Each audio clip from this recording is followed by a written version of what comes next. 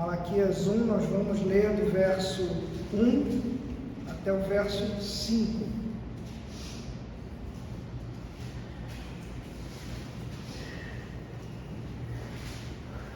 Todos encontraram? Amém. Amém?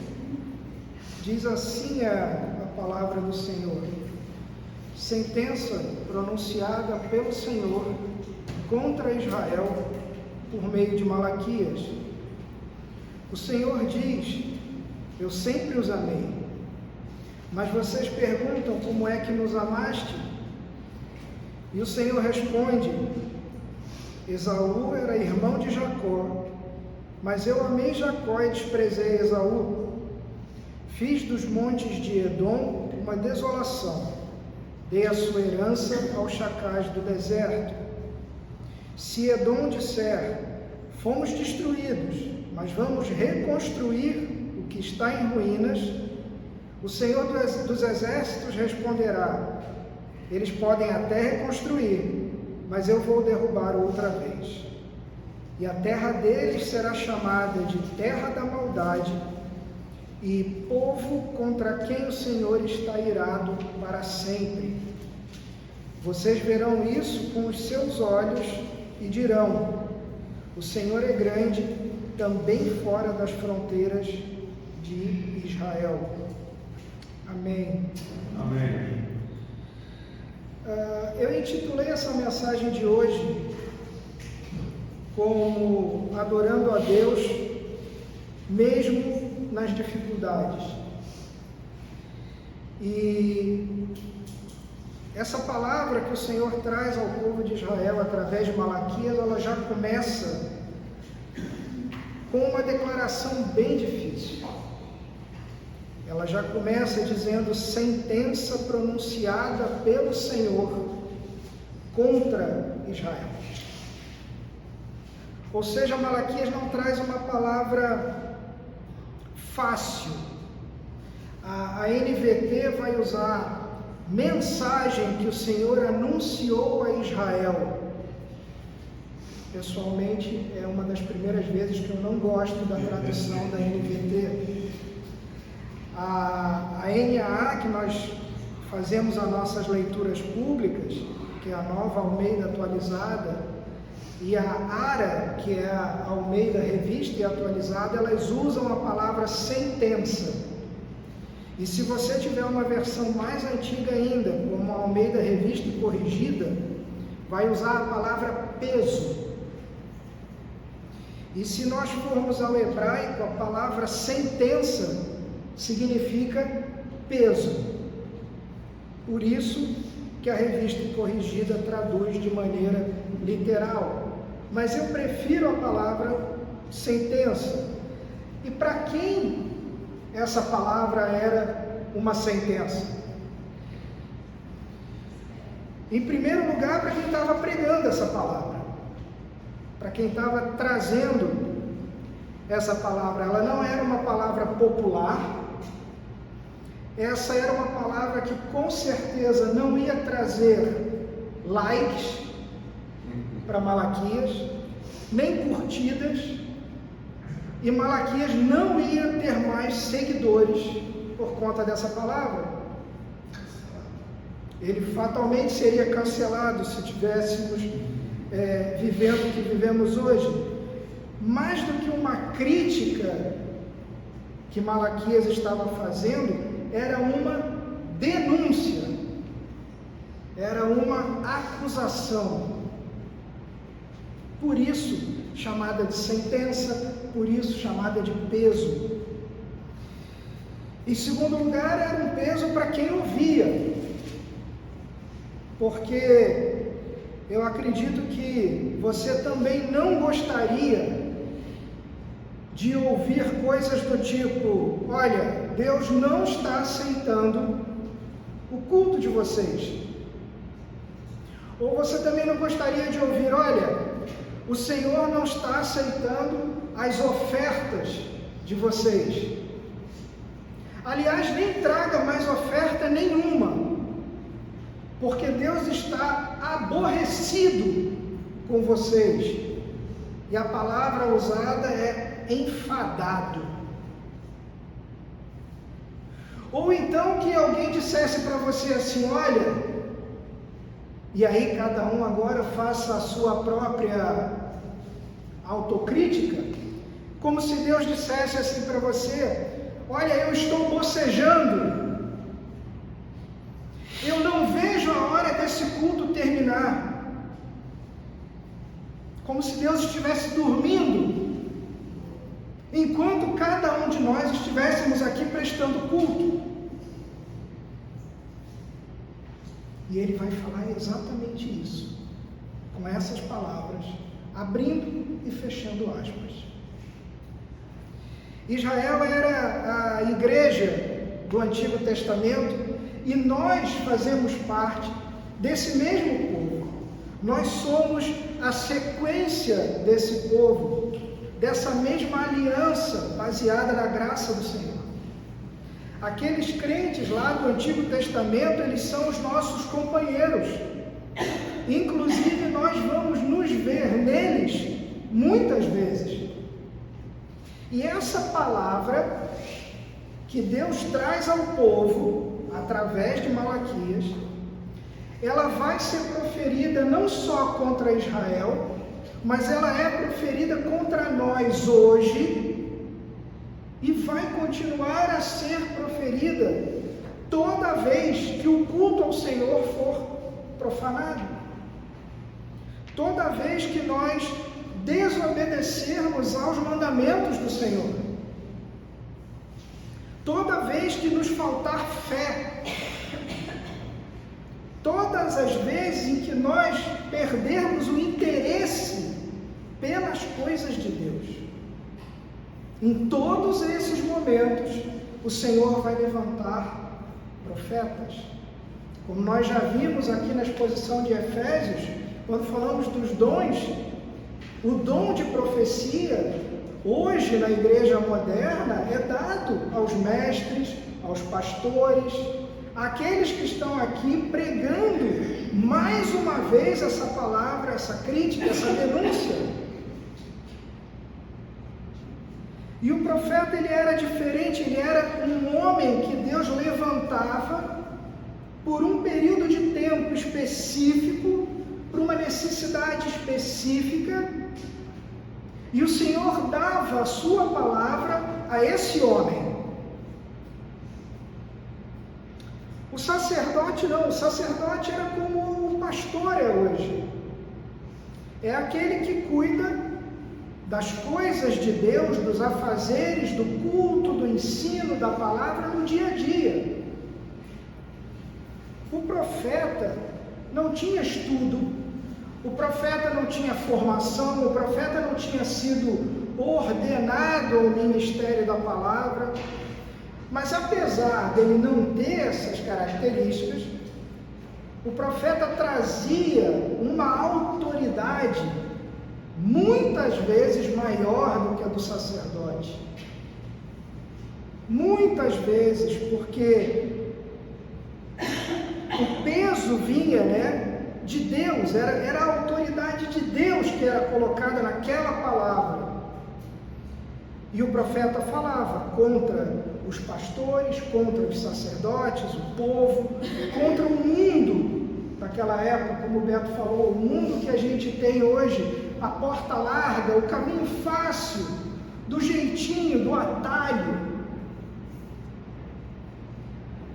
Como a gente falou na nossa última mensagem, a profecia de Malaquias, ela tem uma forma um pouquinho diferente, ele tem aquela forma de diálogo, onde Deus fala algo, o povo questiona aquilo que Deus está falando, só que o povo questiona de maneira cínica, de maneira debochada. E novamente o Senhor vai responder, refutando a ironia, refutando o argumento do povo. E nesse primeiro texto que a gente leu, qual é a declaração que Deus fala? Olha que interessante. Embora a palavra de Malaquias seja caracterizada como um peso, uma sentença contra o povo, Deus começa dizendo: eu sempre os amei. No verso 2. E o verbo amei aqui no hebraico, usado por Malaquias, ele vai trazer a ideia não só de uma coisa que aconteceu no passado e acabou. Não. É a ideia de que Deus continua amando o seu povo. Na revista atualizada, se você tiver o celular e quiser mudar de versão, vai dizer: eu vos tenho amado. É algo contínuo, é algo que não tem fim. E embora seja uma sentença, Deus começa dizendo: eu vos tenho amado sempre. Deus fala de um amor antigo, de um amor que vinha desde a escolha que foi feita lá em Abraão, uma escolha soberana do Senhor, onde Deus resolve chamar um pagão e fazer uma aliança com ele, e a partir desse homem criar um povo. E aos descendentes de Abraão, Deus deu a lei, Deus deu os sacerdotes, e Deus deu todas as promessas que se aplicaram ao povo de Israel e se aplicam a nós hoje. E através de toda a história de Israel, Deus sempre tinha abençoado e protegido aquele povo. Se a gente lê, a gente está agora fazendo a leitura, começando aqui pelo Pentateuco, se você pega esse início do Antigo Testamento, depois você vai a Josué, que nós já fizemos a exposição do livro, depois nós vamos a Juízes, depois nós vamos começar a ver a história dos reis. Parece que o tempo inteiro nós estamos vendo o povo de Israel se desviando, e parece que Deus o tempo inteiro vai trazendo o povo de volta para o caminho, sempre favorecendo esse povo, sempre dizendo: se vocês se arrependerem, eu perdoo vocês.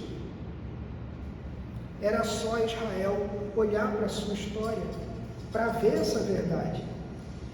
E de maneira curiosa, essa era a mensagem que aquele povo precisava ouvir naquele momento. Por quê? Porque o povo estava desanimado. Nós vimos isso quando fizemos a introdução do livro de Malaquias.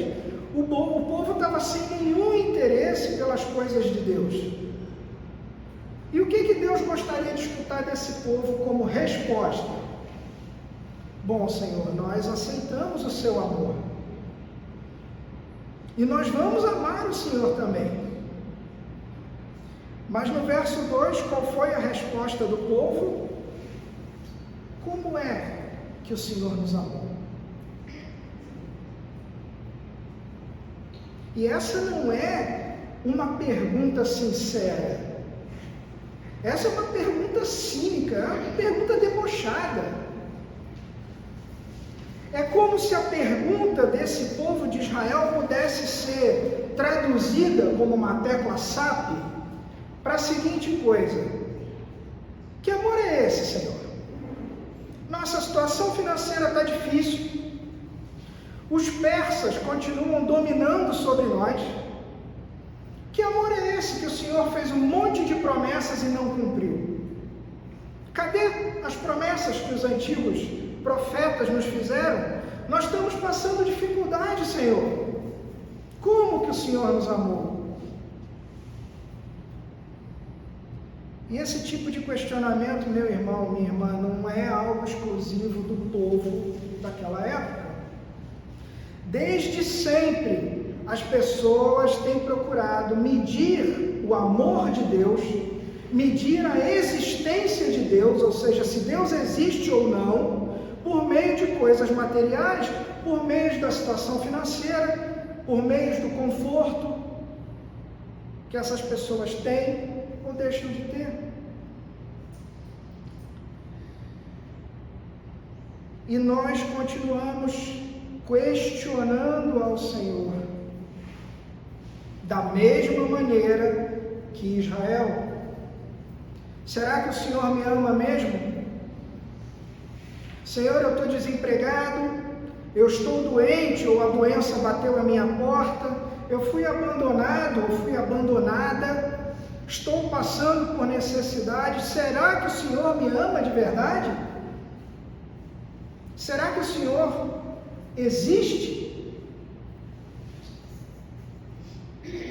E interessante, a resposta de Deus parece que não tem nada a ver com o assunto, porque na verdade o Senhor vai levar essa conversa para um outro nível.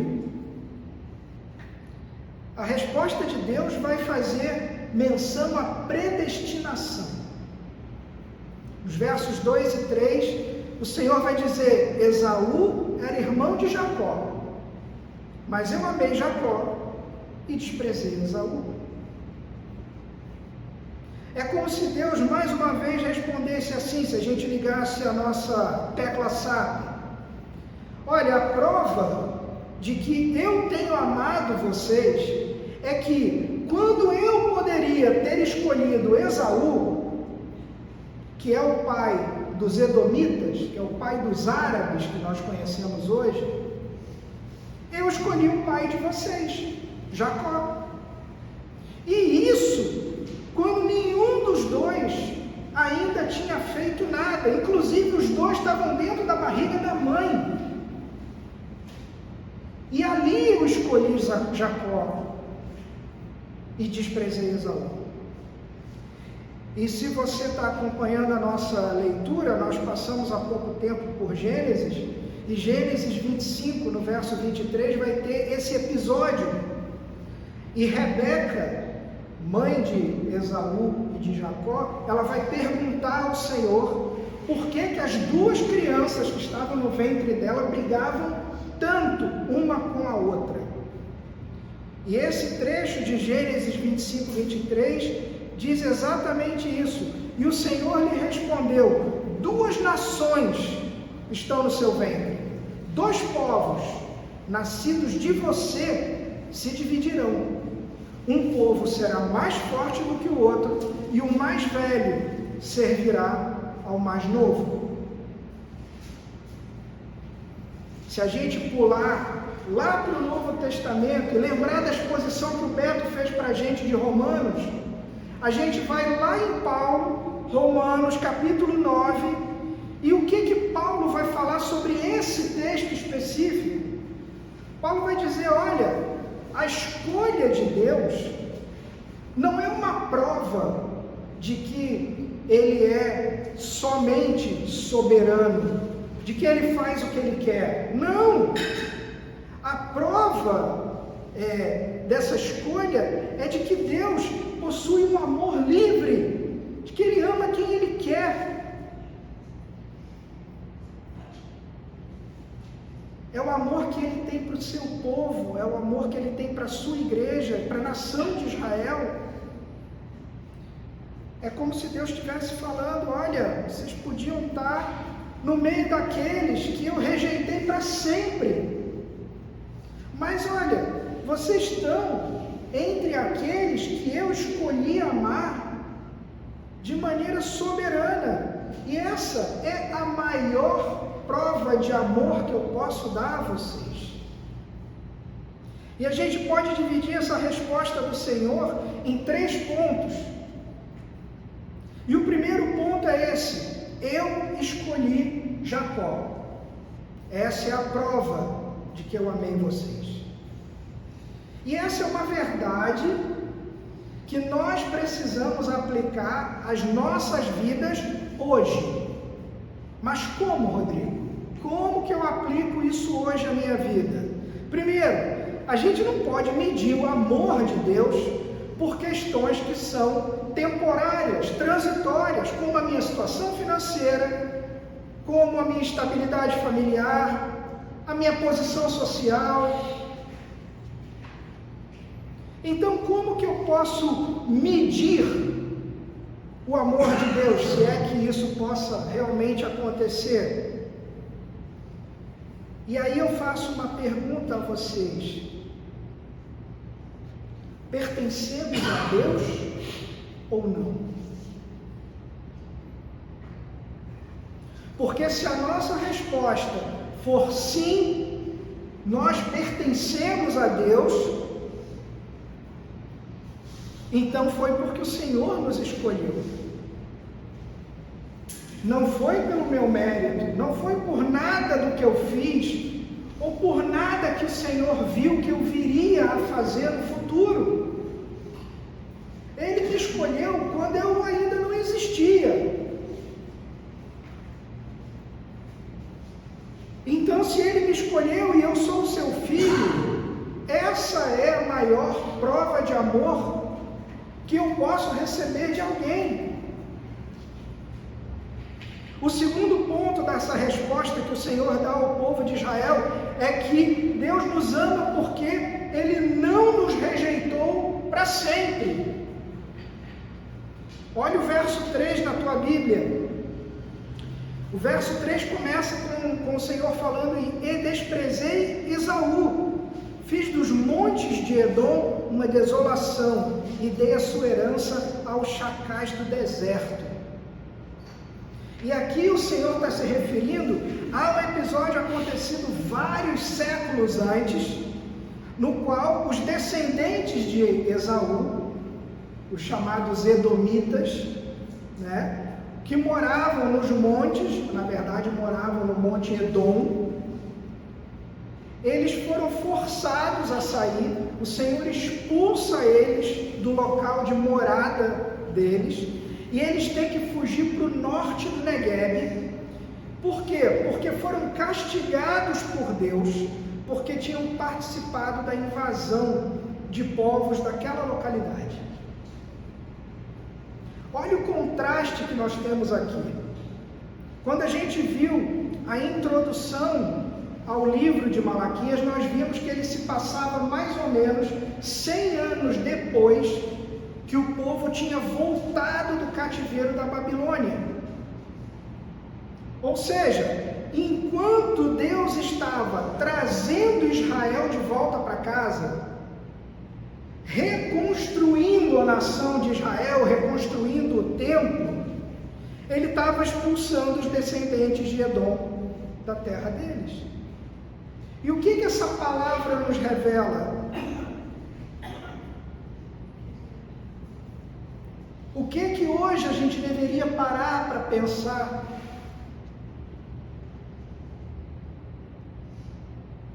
Quantas pessoas você já falou do Evangelho e entrou por um ouvido e saiu pelo outro? Quantas pessoas você já escutou, viu vídeo no YouTube, o que for, que dizem claramente com todas as letras que Deus não existe?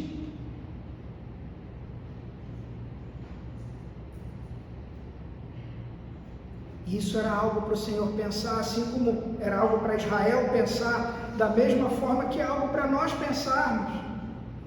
Nós não somos, se somos os filhos do Senhor, nós não somos o povo que Ele resolveu deixar de lado para sempre. E esse é o terceiro ponto da resposta, que Deus diz que está irado para sempre com aquele povo. Verso 4, se Edom disser, fomos destruídos, mas vamos reconstruir o que está em ruínas, o Senhor dos Exércitos responderá, eles podem até reconstruir, mas eu vou derrubar outra vez. E a terra deles será chamada de terra da maldade, e eles serão chamados de povo contra quem o Senhor está irado para sempre.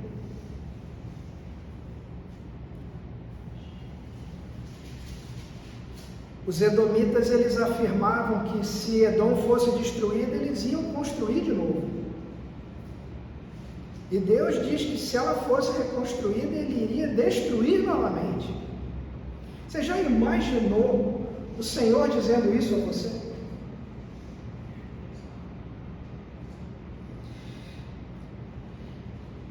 Enquanto a nação de Israel, que tinha sido derrubada, ela tinha sido destruída, o povo tinha sido levado escravo por uma outra nação estrangeira, que eram os babilônios. Enquanto essa nação estava sendo reedificada e reconstruída, Deus estava destruindo definitivamente a nação daqueles contra quem ele estaria irado para sempre.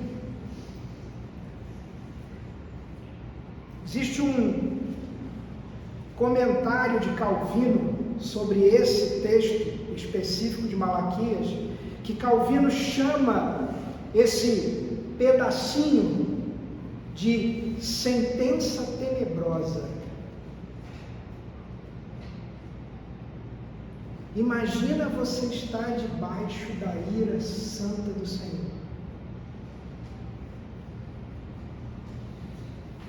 Aqui o Senhor vai estar nos dizendo que Ele escolheu de maneira soberana pecadores, porque somos todos pecadores, para fazer parte do povo dele. E assim, se nós somos eleitos e chamados a fazer parte do povo dele, nós temos a certeza da nossa salvação eterna, mesmo que durante o nosso período de peregrinação nesse mundo, a gente passe por dificuldades, a gente passe por provações, por privações e outras tantas coisas que vão acontecer com todas as pessoas. Porque se nós pertencemos ao Senhor, sabemos que tudo isso é passageiro. Precisamos nos lembrar de que somos peregrinos. Esse mundo aqui não é a nossa casa. E a terra que a gente está esperando, a nossa casa, a nossa promessa, não é a terra de Canaã. A nossa promessa é a glória eterna. É o chamado novo céu e nova terra, onde habita a justiça. Ou seja, saber que nós pertencemos a essa família, nós somos parte dessa comunidade dos filhos de Deus, é uma evidência do amor de Deus. E qual é a maior prova que Ele nos deu?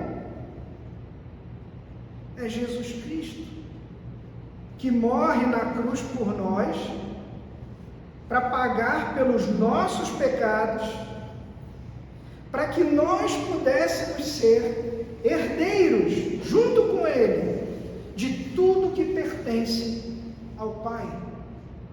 Porque o Pai entregou tudo na mão do Filho. Então nós somos herdeiros, co-herdeiros, junto com Jesus. Nós podemos herdar a nova Jerusalém, a nova terra celestial.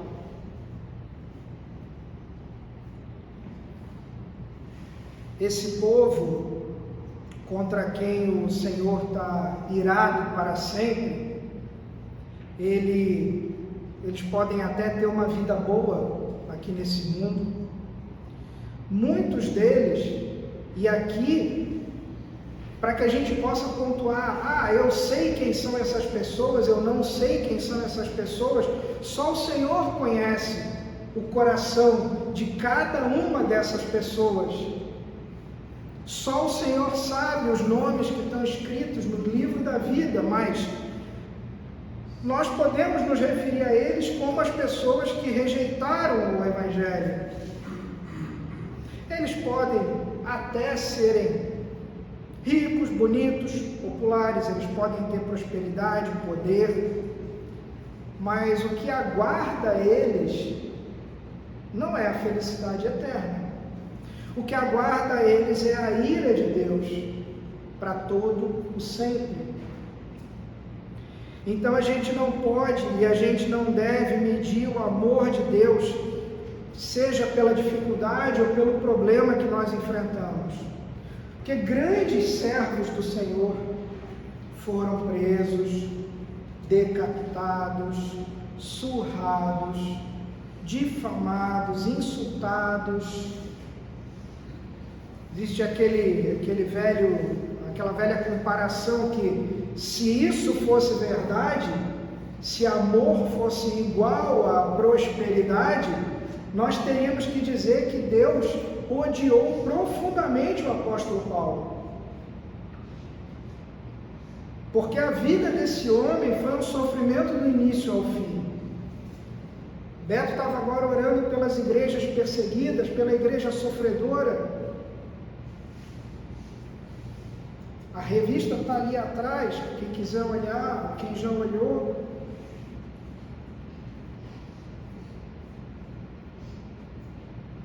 Ao longo da história, homens, mulheres de Deus, gente temente ao Senhor, tem feito parte desse povo que Ele amou, que Ele escolheu, mas eles tiveram a sua porção de tristeza, de dor, de sofrimento, de aflição.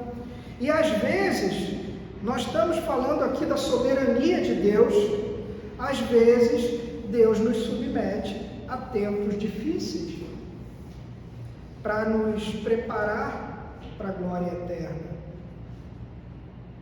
Agora estamos no iniciozinho de Êxodo, e depois de Êxodo nós vamos chegar em algum momento a Deuteronômio, e Moisés vai lá em Deuteronômio falar àquele povo que nasceu no deserto, porque aquele povo que foi tirado do Egito, ele vai rodar 40 anos no deserto, até que toda aquela geração morra, uma nova geração vai nascer no deserto, e essa nova geração que nasceu ali, passeando 40 anos pelo deserto, essa geração não conhecia as leis de Deus.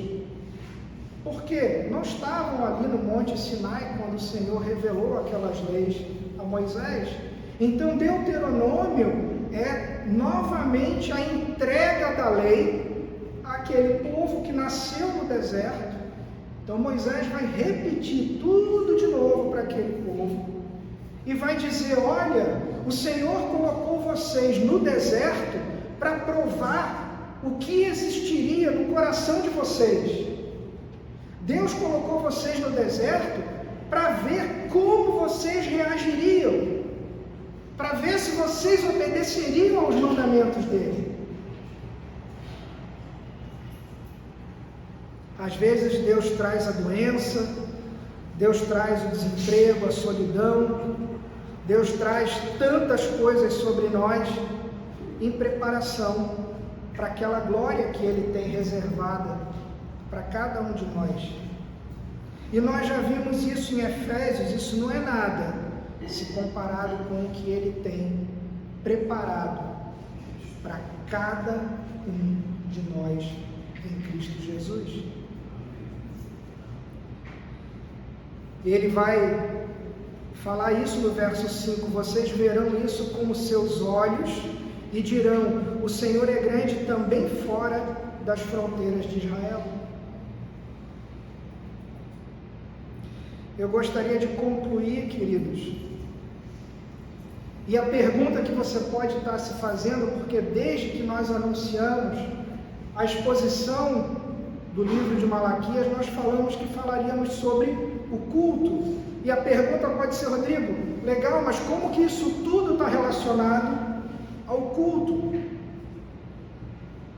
E a atitude que o Senhor espera de cada um de nós com relação ao culto não é de pessoas que o questionam de maneira cínica, de maneira debochada a respeito do seu amor quando estão passando por dificuldades. E aqui, meu irmão, minha irmã, eu queria tranquilizar você. Existe uma diferença sutil entre você questionar a Deus com sinceridade e entre você questionar a Deus com cinismo e deboche. Não é pecado você abrir o seu coração ao Senhor se você tem sinceramente uma dúvida.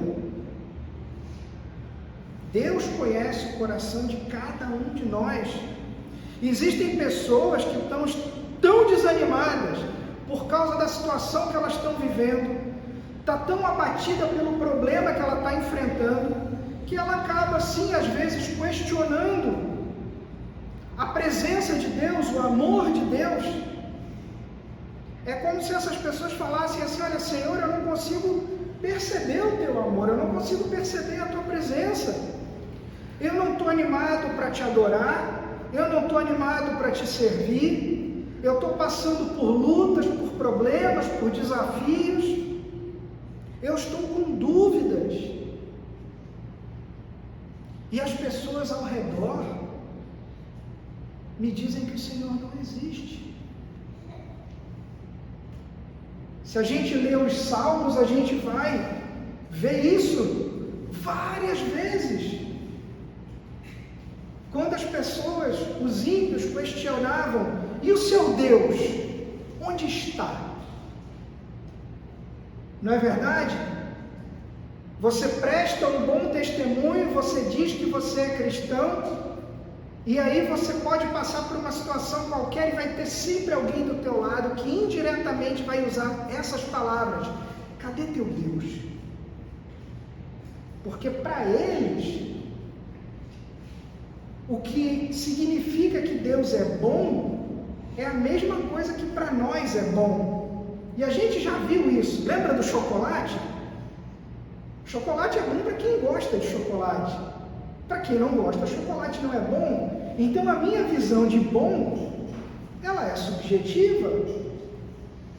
Deus é bom. Significa que tudo que Deus faz é bom. Eu posso não entender. Eu posso chorar, eu posso achar difícil.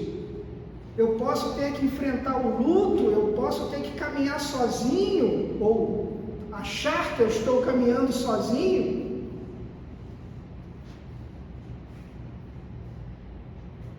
Mas não é pecado você chegar diante do Senhor e abrir o seu coração, principalmente naquele momento onde Ele nos fala: entra no teu quarto, fecha a porta do teu quarto, e ali você se derrama a mim. Quando você não está na frente de mais ninguém. Mas a atitude de abrir o coração com sinceridade é bem diferente daquilo que o povo de Israel estava fazendo naquele momento. O povo não queria uma resposta. Aquele povo estava debochando do Senhor.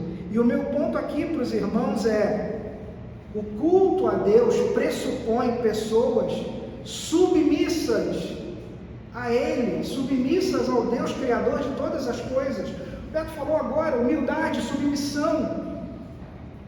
Esse é o pressuposto. Gente que entende o amor dele, gente que entende que deve adorar a Ele, mesmo que esteja passando por situações difíceis. Nosso culto a Deus, a nossa devoção a Deus, ela não pode depender de circunstâncias. E o que Malaquias aqui apresenta como aquele crente, aquele cristão fiel, é aquele que vem cultuar, ele vem servir a Deus sem estar preocupado com aquilo que ele está passando e sem se preocupar qual é o retorno que Deus dá a ele, porque ele veio cultuar. O culto não é uma transação comercial. Não é você vem à igreja e eu te abençoo. Eu já fiz essa provocação aqui algumas vezes. E eu não vou dar a resposta a vocês, mas eu vou sempre fazer a pergunta para que a gente pense junto: por que você vem à igreja?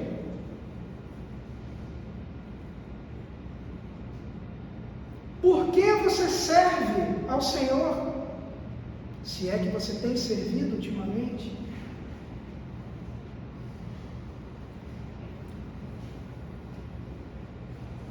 A gente não pode ser aquela pessoa, eu não posso nem chamar isso de crente, que diz: ó Senhor, eu vim aqui te servir, eu vim trazer o meu louvor, eu vim trazer a minha adoração, eu vim trazer a minha oferta, mas olha, eu estou esperando um emprego, eu estou esperando uma bênção, um carro, um apartamento, eu estou esperando a cura da minha doença, eu estou esperando a resolução do meu problema.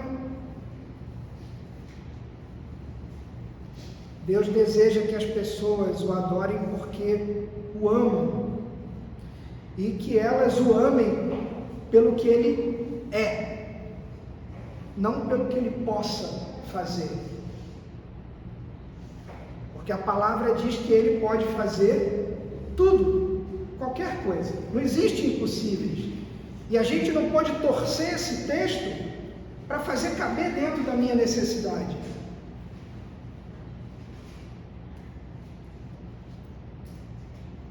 Todos nós temos que refletir a respeito da atitude do nosso coração. Como anda o nosso coração? Qual tem sido a atitude do teu coração quando você vem ao culto, quando você vem adorar? Você tem participado do culto? A gente olha daqui da frente e a gente sente falta de alguns rostinhos. Como que você tem se aproximado do Senhor? Com barganhas?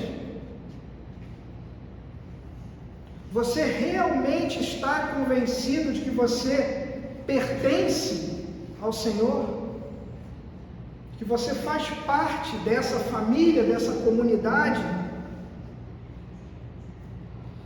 Essas provocações, essas reflexões vão fazer toda a diferença em como nós vamos cultuar ao Senhor. Isso vai interferir em como nós louvamos, como nós oramos, como nós ouvimos a palavra do Senhor e até como nós ofertamos a Ele. Tudo isso é impactado por essas perguntas, por essas reflexões. Vamos orar. Senhor Deus Todo-Poderoso, nós pedimos que o Teu Santo Espírito, Pai, nos provoque, nos leve essas perguntas aos nossos corações, para que nós possamos refletir, Senhor. Para que o Teu Santo Espírito produza entendimento da Tua palavra em nós, para que o Teu Santo Espírito produza mudança, Senhor, nas nossas vidas. Te agradecemos, Pai, pela honra que nós temos de poder Te adorar e prestar culto ao Senhor, pela liberdade que nós temos, por não sermos perseguidos. Te agradecemos, Pai, porque podemos vir aqui ter comunhão contigo, louvar, cantar, entoar orações. Nós Te agradecemos, Pai, por essa liberdade. Te agradecemos pelos irmãos que têm cultuado e têm servido conosco ao nosso lado, Pai. Pedimos que o Senhor nos leve, Pai, em segurança para as nossas casas, que o Senhor coloque no nosso coração a verdadeira prioridade de buscar o Teu reino e a Tua justiça, crendo que todo o resto nos vai ser acrescentado. Te agradecemos, Pai, pela Tua palavra, porque sabemos que mesmo em meio às dificuldades, o Senhor nos prometeu que estaria ao nosso lado. E isso é a maior prova de amor que o Senhor pode nos dar. Nos abençoa, Pai, nos guarda, nos protege, que essa seja uma semana onde coloquemos o Senhor como prioridade em absolutamente tudo e que possamos provar, Pai, da Tua mão poderosa, da Tua mão abençoadora nas nossas vidas, Pai. Essa é a oração que nós fazemos e nós a fazemos no nome do Senhor Jesus Cristo. Amém. Amém.